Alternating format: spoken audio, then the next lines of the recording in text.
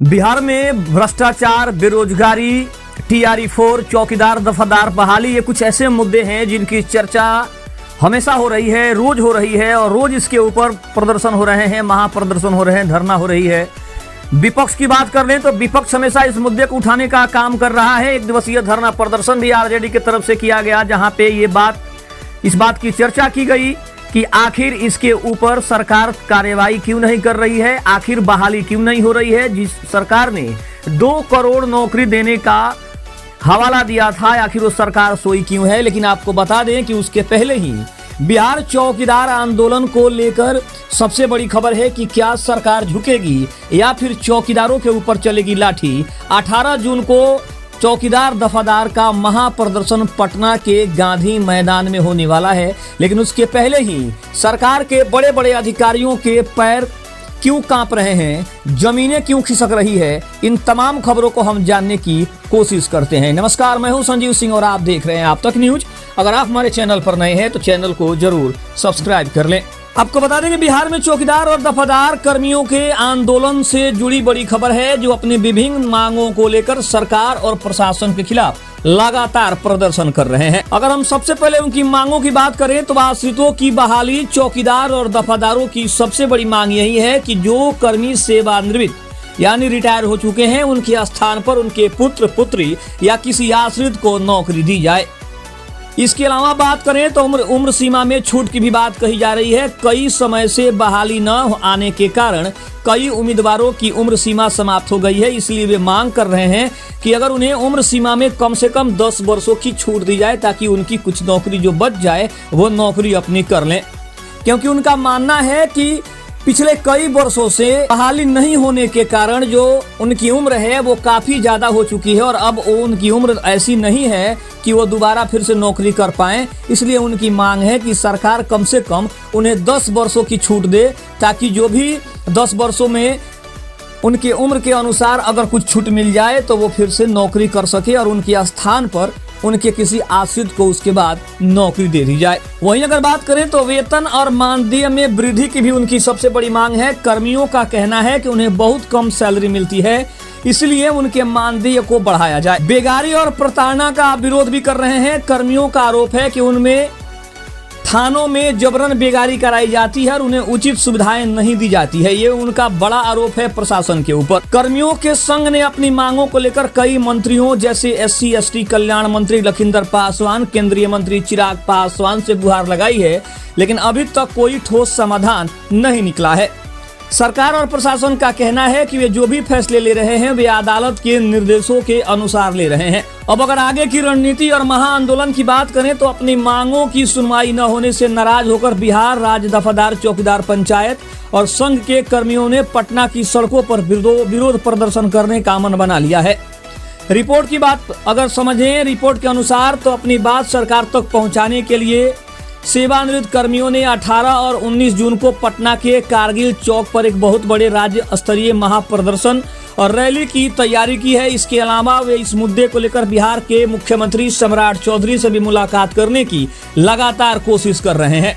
बिहार में चौकीदार दफादार संघ का आंदोलन और धरना प्रदर्शन कोई नया विषय नहीं है। यह सिलसिला पिछले काफी समय से रुक कर चल रहा है। 18 जून के महाआंदोलन की घोषणाओं के बाद अब यह चर्चा है कि आने वाले दिनों में जैसे और आगामी कार्यक्रमों के प्रदर्शन से सरकार पर क्या और कितना असर पड़ेगा, इसकी भी तैयारी चल रही है। यदि व्यवहारिक और राजनीतिक दृष्टिकोण से देखा जाए तो इस तरह के धरना प्रदर्शन का सरकार पर असर 2 मुख्य पहलुओं पर निर्भर करता है। अगर हम पहले पहलू की बात करें तो सकारात्मक असर जो है वो दबाव और बातचीत की गुंजाइश है। वोट बैंक और सामाजिक दबाव की बात करें तो चौकीदार और दफादार सीधे तौर पर ग्रामीण स्तर से जुड़े कर्मी होते हैं। इनमें एक बड़ी आबादी दलित, महादलित और पिछड़े वर्गों की है। चुनावी राजनीति को देखते हुए कोई भी सरकार इस बड़े वर्ग को पूरी तरह नाराज करना नहीं चाहेगी। वहीं चिराग पासवान और लखिंदर पासवान जैसे NDA के प्रमुख नेता इस समाज से आते हैं। जब प्रदर्शन उग्र होता है या सड़कों पर भीड़ बढ़ती है तो इन सहयोगी दलों और मंत्रियों पर भी अपनी ही सरकार के सामने इस मुद्दे को उठाने का दबाव बेहद बढ़ जाता है। वहीं अधिकारियों के साथ वार्ता की बात करें तो अमूमन बड़े प्रदर्शनों के बाद सरकार का गृह विभाग या प्रशासनिक अमला संघ के प्रतिनिधियों को वार्ता की मेज पर बुलाता है और इससे पहले कई बार आंशिक आश्वासन दिए जा चुके हैं। इस बार भी सरकार बीच का रास्ता निकालने पर विचार विमर्श कर रही है। अगर हम दूसरी सबसे बड़ी बात करें तो प्रशासनिक सीमाएं हैं। सरकार के सामने सबसे बड़ा बहाना या मजबूरी कोर्ट का आदेश है। आश्रितों की सीधी बहाली को लेकर सुप्रीम कोर्ट और हाई कोर्ट के सख्त नियम है। सरकार अक्सर यह तर्क देती है कि वह चाहकर भी अदालत के निर्देशों के खिलाफ जाकर सीधी बहाली का नियम नहीं बदल सकती है। वहीं अगर बात करें तो जैसे कि पूर्व के प्रदर्शनों में, चाहे वो फरवरी हो या फिर पिछले आंदोलनों में देखा गया है, जब भी यह कर्मी डाक बंगला चौराहा या प्रतिबंधित क्षेत्रों की तरफ बढ़ते हैं, प्रशासन बल प्रयोग करके उन्हें रोक देता है। अगर प्रदर्शन को सिर्फ कानून व्यवस्था का मामला बनाकर दबा दिया गया तो तुरंत कोई बड़ा नीतिगत बदलाव देखने को मिलता है। अब अगर बात करें तो सरकार पूरी तरह तो नहीं झुकेगी, लेकिन मानदेय में वृद्धि करने, थानों में बेगारी करने पर रोक लगाने के लिए नए दिशा निर्देश जारी करने या उम्र सीमा में कुछ छूट देने जैसे मामलों पर सरकार लचीला रुख अपना सकती है। अगर देखा जाए तो प्रदर्शन जितना शांतिपूर्ण और अनुशासित रहेगा, सरकार से बातचीत का रास्ता उतना ही साफ होगा। अगर आंदोलन हिंसक या उग्र रूप लेता है तो सरकार सख्त प्रशासनिक कार्यवाही का सहारा ले सकती है और फिर इनका मामला और ज्यादा बिगड़ सकता है। इसलिए कहीं ना कहीं कुछ एक्सपर्ट्स का ये भी कहना है कि अगर ये लोग प्रदर्शन 18 तारीख को कर भी रहे हैं तो इन्हें जितनी शांति से प्रदर्शन करना हो उतना इनके लिए कारगर होगा। अगर उग्र प्रदर्शन होता है तो कहीं ना कहीं सरकार के पास भी कोई विकल्प नहीं है। और बार बार सम्राट चौधरी की सरकार हो, नीतीश कुमार की सरकार हो, उसका स्पष्ट मानना है कि चौकीदार दफादार बहाली इसलिए नहीं हो रही है क्योंकि हाई कोर्ट का सख्त आदेश है और हम आदेश के विरुद्ध जो है जाकर कोई काम नहीं कर सकते हैं। तो बार बार कहीं ना कहीं सरकार की तरफ से यही कहा जा रहा है कि उग्र प्रदर्शन भले ही ये लोग कर रहे हैं, भले ही इनकी मांग है, लेकिन सम्राट चौधरी की सरकार, नीतीश कुमार की सरकार या फिर पूर्व में जिसकी भी सरकारें रही हैं, उनका साफ तौर पर ये मानना है कि बहाली पारदर्शी तरीके से होनी चाहिए। और यही मांग जो है और यही जो बातें हैं वो कहीं ना कहीं आश्रितों को बिल्कुल मंजूर नहीं है, क्योंकि उन्हें ऐसा लगता है कि अगर इस बहाली को जनरल तरीके से किया गया तो उनकी हकमारी हो जाएगी, उनका हक मारा जाएगा और फिर वो जो आश्रित लंबे समय से अपने नौकरी का इंतजार कर रहे हैं उनको उनकी नौकरी नहीं मिल पाएगी, क्योंकि बहुत सारे उसमें आश्रित ऐसे भी हैं जो पढ़े लिखे नहीं हैं या फिर जिनकी शिक्षा दीक्षा कम है, जो शारीरिक रूप से कमजोर भी हैं। तो कहीं ना कहीं उनको सबसे ज़्यादा अपना नुकसान दिख रहा है और इसीलिए वो नहीं चाहते हैं कि ये बहाली जनरल तरीके से हो। हालांकि बहुत लोगों का ये कहना है कि बहाली जनरल ही होनी चाहिए, लेकिन जो भी आश्रित हैं उनका मानना है कि बहाली जैसे होती थी वैसे ही हो। इसके अलावा बात करें तो मानदेय में वृद्धि भी वो मांग रहे हैं कि उनकी सैलरी को बढ़ाया जाए, उनकी सुविधाओं को बढ़ाया जाए और उनको भी वो सम्मान मिले जो पुलिस अधिकारियों को मिलती है।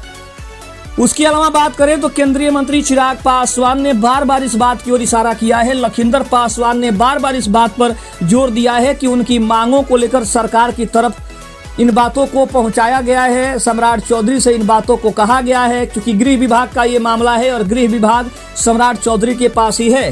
तो कहीं ना कहीं सरकार की तरफ से आश्वासन तो दिए जा रहे हैं, लेकिन अभी तक नौकरी को लेकर सरकार ने कोई स्पष्ट जानकारी नहीं दी है कि इनकी बहाली कब तक होगी। हालांकि पहले कहा गया कि बहाली अप्रैल में होगी, उसके बाद मई में इस बहाली को लाया गया, फिर कहा गया कि जून तक इस बहाली को किया जा सकता है। लेकिन अभी भी देखा जाए तो 18 जून को उनका महाआंदोलन पटना में होने जा रहा है, लेकिन उसके पहले भी सरकार की तरफ से अभी तक कोई स्पष्ट निर्देश नहीं आया है कि ये बहाली आखिर कब तक होगी। रिपोर्ट अच्छी लगे तो चैनल को जरूर सब्सक्राइब करिएगा। तब तक के लिए धन्यवाद। जय हिंद, जय भारत।